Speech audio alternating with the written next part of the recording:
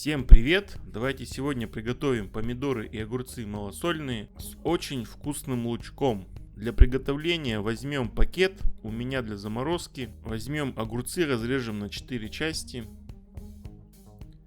Выложим в пакет. Помидор также разделим на 4 части, срежем попку. Лук тонко нарежем на полукольца.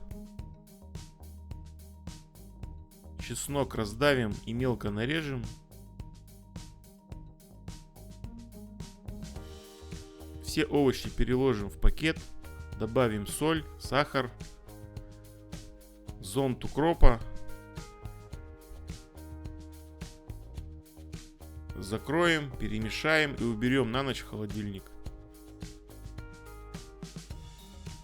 На следующий день откроем пакет, почувствуем обалденный аромат малосольных помидор и огурцов.